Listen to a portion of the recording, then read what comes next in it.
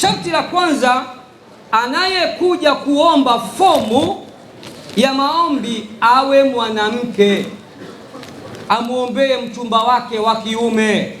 Sharti la pili, awe Mtanzania. Sharti la tatu, asiwe na mume, na huyo mwanaume naye asiwe na mke. Tumeelewana eh? Yaani iwe ndoa ya kwanza. Anayetaka kuongeza mke, sisi hatuhangaiki na hao kwa sababu ana mke. Sharti la nne, awe ameposa na kukubaliwa,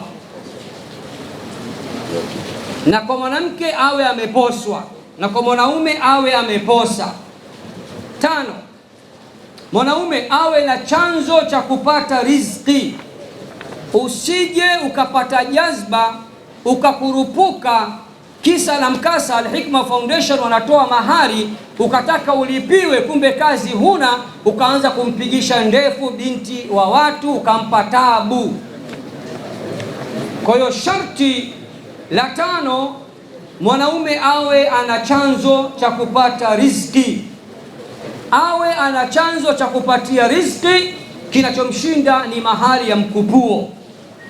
Sharti la sita, awe amekwisha jaza fomu ya usaili huyo mwanaume, kwa sababu atakuja kuchukuliwa fomu na mkewe mtarajiwa. Kwa hiyo fomu lazima irejeshe na aijaze. Saba, awe amefanya usaili na kufaulu.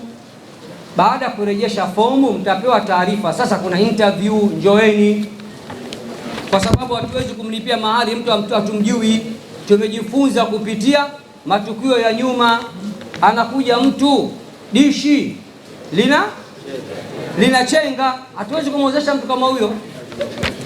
Kwa hiyo lazima tukuone uso kwa macho, tuzungumze nawe, tukuone mtambo uso mtambo. Sharti la nane, awe tayari kufunga ndoa ya pamoja itakayofanyika hapa Dar es Salaam. Sharti la tisa, athibitishwe na imamu wa eneo lake kwa barua na ambatanishe kopi ya kitambulisho cha NIDA, yani kitambulisho cha kura. 10 na mwisho, sharti la 10 na sharti la mwisho, mzazi wa binti au mlezi wa binti au wali wa binti akubali ndoa ile iwe miongoni mwa ndoa zitakazofungwa kwa pamoja, asituletee usumbufu katika hilo.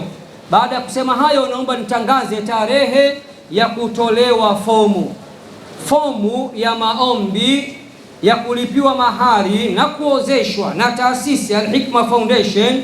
Zinaanza kutolewa tarehe 9 mwezi huu wa 3 mwaka huu 2026 hadi tarehe 10 mwezi wa 4 mwaka huu 2026, bimaana kwa muda wa mwezi mmoja tu, na fomu zinapatikana hapa Al-Hikma makao makuu. Baada ya kusema, sasa naomba nitangaze ofa ya kuozesha watu 130. Narudia,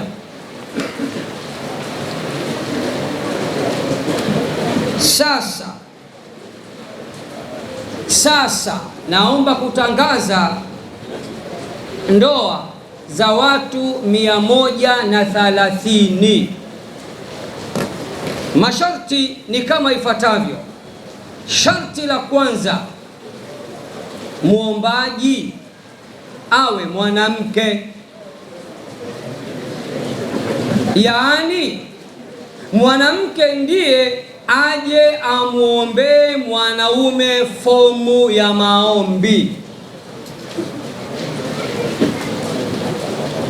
kwa sababu sisi tunajua asilimia kubwa vijana wa sasa hivi wana wachumba, na wanaume wengi wanawawekea wanawake usiku uchumba wa miaka 2, 3, 5, baby. Akiambiwa anasema mambo magumu, subira yavuta kheri. Kwa safari hii bwana, tumekuja kivingine. Mwanamke ndiye aje aombe fomu, akija atakabidhiwa fomu, atajaza fomu ile na kumjazia huyo mumewe mtarajiwa. Na hapa naomba nitie comment katika cartoon ambayo inasambaa kila mwaka pindi tunapotangaza kuozesha watu. Katuni inaonyesha hivi, baby, unataka abaya, unataka mahari. Alafu mabinti wa sasa, namna walivyokuwa watoto wa mjini, wanajibu nataka abaya, mahari anatoa shekishki. Na mimi naongeza, akikuuliza tena, baby, unataka mahari, unataka abaya, mwambie nataka abaya na mahari natoa mimi mwaka huu kupitia shekishki. Tupo jamani? Nimeeleweka?